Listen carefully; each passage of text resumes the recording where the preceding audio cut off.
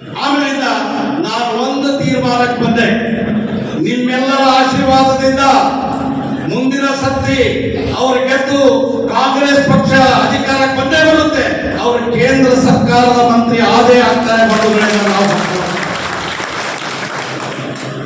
ನಾವು ಮೊನ್ನೆ ಚುನಾವಣೆ, ನಾನು ಮೇಡಮ್ಗೆ ಹೇಳಿದೆ, ಮೇಡಮ್ ನನಗೆ 40 ವರ್ಷ ಚುನಾವಣೆ ಎಕ್ಸ್ಪೀರಿಯನ್ಸ್ ಇದೆ, ಕಾಂಗ್ರೆಸ್ ಪಕ್ಷದ ಇತಿಹಾಸದಲ್ಲಿ ಈ ಚುನಾವಣೆಯಲ್ಲಿ ನಮ್ಮ ಪಕ್ಷದ ಎಲ್ಲಾ ಜಾತಿಯ ಲೀಡರ್ಗಳು ಎಲ್ಲರೂ ಒಗ್ಗೂಡಿ ಕೆಲಸ ಮಾಡಿದ್ದಾರೆ. ಈ ಚುನಾವಣೆಯಲ್ಲಿ ತಾವು 100ಕ್ಕೆ 100 ಗೆಲ್ತೀರಿ, ನೀವು ಸೋಲಿನ ಕನಸನ್ನ ಕಾಣಬೇಡ್ರಿ.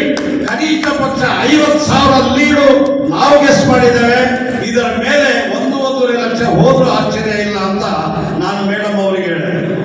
ಬಂಧುಗಳೇ, ಮೇಡಮ್ ಗೆಲುವಿಗೆ ಕಾರ್ಯಕರ್ತರೇ